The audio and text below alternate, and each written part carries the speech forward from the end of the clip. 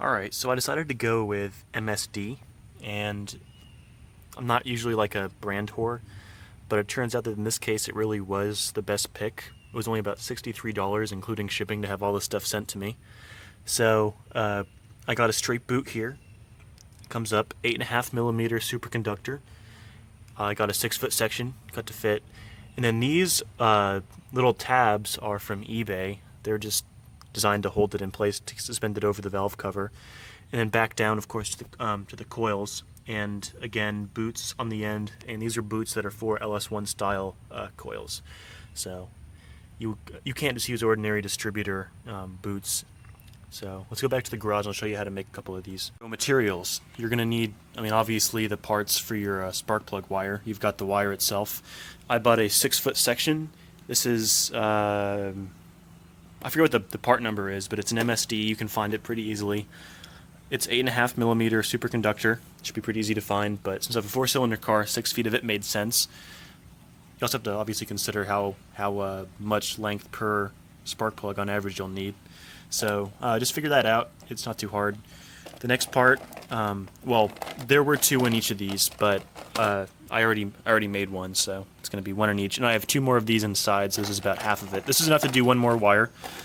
So this is the boot that goes onto the coil, and the little, these are the crimp connectors that get crimped onto the wire, and then these boots slide over the ends.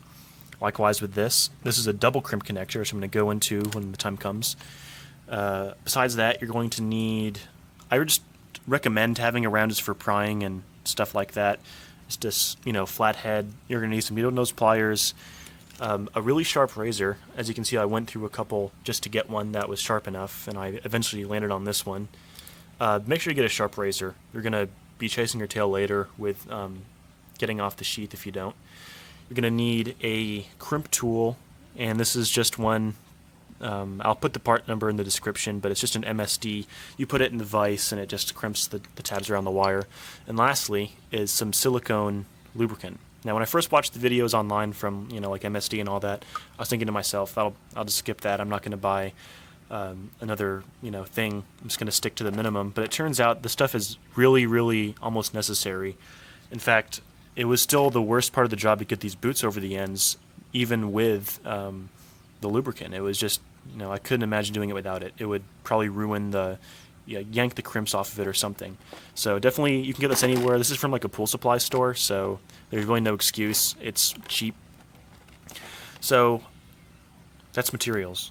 The first thing you're going to do is going to be to take your giant thing of wire before you cut it to size and install the crimp that will go on to either the coil or the plug, or maybe a distributor and a plug if you're doing a distributor car. You might ask, well, why don't you go and cut it to length first, go measure it on the car? Well, you're going to want to make this precise, and if you want to install this one of these crimp tabs and maybe the boot first before you do that, because then you can actually install it to the coil or wherever, the plug, and run it back to where it's supposed to go, and it'll stay in place, and you've already accounted for the length difference that one of these things will give you, because remember, one of these, like in this case, it's going to actually snap onto the spark plug, and then the wire doesn't even start until you get all the way up here. So it kind of makes sense to do it this way. So I'm using, like I said, one of these combo crimper things, and this includes 2 holes on it. They're not marked, so you just have to look at which one is bigger. This one is the bigger of the 2 holes. Don't know if you can see that. This is for an 8mm and 8.5mm, and like I said, we're using 8.5mm. It'll say it on there somewhere. Yeah, 8.5. So all we're going to do, and you can see that I've already cut off at the end of this one, is just very simply run it through this hole. Comes through, and this is important. You're going to notice there is a offset. You move it back. See, there's a little. It's wider toward the end of this side. For a single crimp, which is what we're doing for the coil, you're going to move it all the way to the end. But for a double crimp, you only go there. So I'll get into a double crimp later, like I said I would. But for now, since we're going to be installing this termination, it's a single crimp, old-fashioned style. So very simply, all you're going to do, and I'll need 2 hands to do this, and I'm using 1 hand for the phone, but you're just going to take your razor, and I learned the hard way on the first spark plug wire that it needs to be a sharp razor, and they have a little ledge where it sits on, and you just, hold it down with one hand and spin this with the other. So I'm going to put the phone down and do that. So we've done that, ran it around a couple times, twisted the wire, and I forgot to say it in the last clip, but I really recommend getting a razor like this. This has a little thing broken off the end, but you know what to get. Skip the X-Acto blades because you want to get this as flush as possible against this flange or whatever you want to call it. And the best way to do it, so you get an accurate cut and not like a spiral around it, is going to be a little straight razor like that. And then they say twist it counterclockwise. Now if you're using, I'm using an MSD wire, maybe Excel or whatever is different, but they tell you to twist it counterclockwise off of the core. So, alright. I'm trying to do it with one hand, it's kind of crappy. There you go. So you can see the layers here. There's obviously the core. You got some fiberglass wrapping around it, which you can't really see in this clip, but it is there. An inner sheath and an outer sheath. So at this point, you're going to want to get out your crimp tab. Right? Because I only have really one hand while I'm filming. I took the liberty of taking this off of the little backing, which is just what these two things came on, and I bent the conductor core around the back. You can't really see it anymore, but it's tucked down into the crimp tab. Now, you want to leave a little bit of, you don't want to like tightly fold it back. You want to leave a little bit of a catenary or a little bit of an arc there. Otherwise, you might damage the conductor core. And you put it in. And the reason mine is staying on, it hasn't been crimped on yet, is because I actually also took the liberty of using these needle-nose pliers to kind of push down these two tabs very lightly, just enough to grab around the wire. And I did that because I couldn't do it with with one hand and shoot the video. So you really just need to make sure that it stays on there securely. Some of the videos online will say to like bend over these two jaws so they're kind of like that. And I did that for the first one I did, and it was terrible. So I'm going to try it this way. I really think it'll be fine. If you look at the get this out of the vise. The way this works, there's kind of that there's two arcs at the top. We'll actually push those jaws over down toward the middle when it gets to the when it bottoms out. So let's see if I can one hand this. Nope. I'm actually crimping it. All I did was just separate this. There's two halves to it, obviously, and just kind of gently push this inside there. It should be a tight fit. If it's not, you might have already crimped it a little bit yourself, which you should really let the tool do it because it's the right shape. So I need to kind of rotate this whole thing that way a little bit. As you can see, it's a little bit skewed clockwise from this angle. So I'm going to correct that and then install it in the vise. Alright, this is pretty easy. All I really need to do is make sure these two ears are the same way, so when you put it in the vise, loosen this a little. It sits level. So this part, the videos they show you online, it pretty much is just like that. So it's assembled. You obviously want to have the two jaws so they're pointing up toward those two arches, and you just slide that in the vise, make sure it's level, and just start tightening it. It really couldn't be easier. So let's kind of look at it. You can see how this insulation is going to start ballooning out of the sides. That's normal. If you need to, you can trim that off with a razor blade. I had to do that with the double crimp terminal last time on my first spark plug wire, so I'm going to keep tightening this.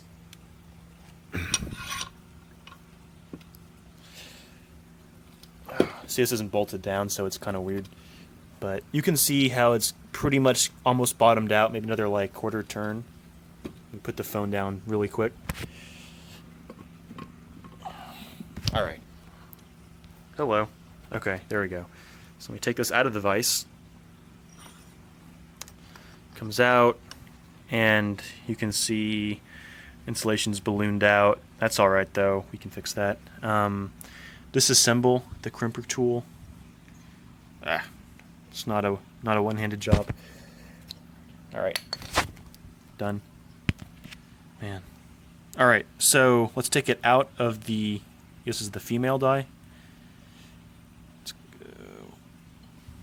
and let's inspect it. It's not bad. It's not like in the videos where it's like beautifully, you know, kissing in the center, but I'd say it's pretty mechanically solid. It's not going to be going anywhere. And you can see the wire in the center, the electrode is going down. It's not ripped or anything, it's intact. But I kind of said before, sometimes this insulation will come up and we can trim that with a razor blade. I've never seen this in any other video online, so I'm kind of taking a liberty by doing this, but I think it'll be okay just to mostly ease the boot installation. So let's do that really quick. Alright, so that's been cut back a little bit. Let's go ahead and focus. Focus. And this phone is really bad for video. Anyway, so yeah, all I did was just take the razor. Be careful, obviously, not to nick the core. It's delicate, and you might run into some problems with you know, cutting out if it's nicked or intermittent.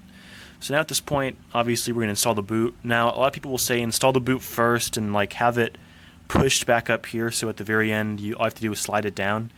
Well, I found that for these wires, the 8.5mm ones in these particular boots, also these boots too, especially these boots, this wire is so thick that it's really hard even to get it on here that far the first time, even with all the silicone lubricant in the world.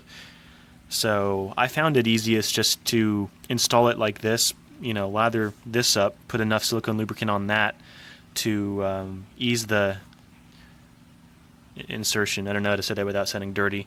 And when it's visible, take your needle nose pliers and carefully pry the whole assembly, this assembly out through the end. So I'm going to do that really quick. Like 30% on there. You can see the silicone lubricant on it, but it's on there enough, and you, like I said, it hasn't started to come out the back yet, but that's the whole thing. You're just going to put enough lube on it and then start sliding it in, and then grab this, and then I like to use a rag, grab the rest of the wire and kind of gently just squeeze it in there.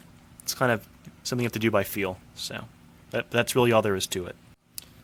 Alright, so I've got the wire pushed through enough, or I should say pulled through because we use a needle nose, that it's pretty much where I want it to be. And there's an offset here between the boot and this metal tab on the inside, or I don't know what you want to call it, a tab, a terminal? Yeah, terminal is probably the right word. And this connects obviously to the coil center post, I guess. I'm not sure what the term for that is either, but you know what I'm talking about. And the way you know the right offset is take your old wire, and in my case it was this janky thing, and I'm going to say that looks about right, so I'm just going to keep it there. And yeah, so now we're going to go out to the car and run it and see where we're going to cut it. Okay, so this is where you cut it to fit. So this is number one. This was the one I already did before. So I'm going to put that off to the side. And here's the new one. Note how it's still got, you know, a whole bunch of excess on the end of it. So it's pretty obvious. All you're going to be doing is just connecting it to the coil. So in my case, that's this guy right here. And you can confirm, make sure if you have a click style, like a distributor or something, you're gonna feel a definitive click if you did it correctly. But on mine, it just kind of, you know, slides over the electrode there. So that goes on, and I'm going to be routing mine through this, and I have these little rubber O-rings, and I have a couple. There's not here right now. So that'll go through there. So I'm just going to kind of put it in there for now, just to kind of see how it's going to run. This will tilt like that. Likewise with this guy. So that's going to come up through here. Don't even ask me how this was routed when this was installed. It was all over the place. It was like, you know, playing Twister with my intake manifold. So this is going to then come down, and there's my number 2 spark plug. So we're going to kind of just simulate. Yeah, that's really not precise, but you get the idea. It's not that hard. You're just going to see, and I'm going to say, okay, well, usually you'd use a Sharpie, but I don't have that either, so I don't feel like going inside. So I'm just going to look at the numbering, or sorry, the lettering on here and say, all right, I'm going to cut it near where halfway through the word conductor. So, all right. And that's about it. So now we're going to go cut it and install the spark plug terminal. All right, so the boot's installed. I installed this O-ring on here because that'll be near impossible afterward. So if you're using some sort of, I don't know, like spark plug suspender or something that requires this, that's time to do it. And I'm going to show you stuff about the other side, which is a double crimp. So let's see, I got it in here. And really, the only difference is, man. So this is what clips over the spark plug center post.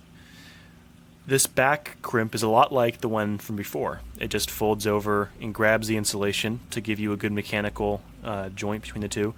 Then you have the center crimp, and when I watch the videos online, it would always have this like tool that it seemed to magically just do it immediately. You know, I looked it up. It's like $80 or something. You know, $100 for some of them.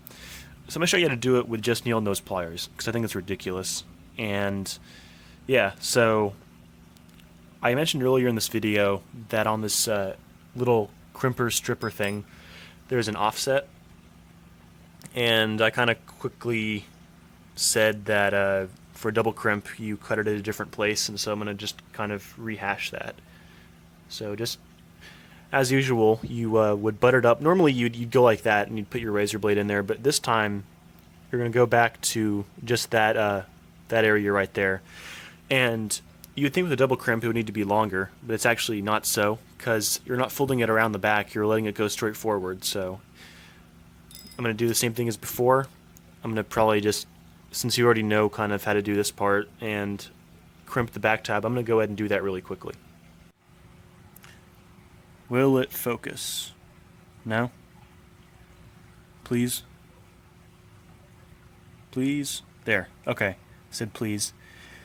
So that's what you want it to look like. You'll notice that they don't really look crimped, like they're not deformed heavily, they're just kind of holding it.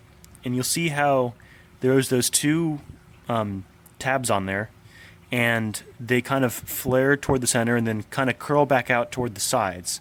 And it's right on that bottom half where they start to curl back, and that's what you want to be holding the center core against the bottom of that terminal.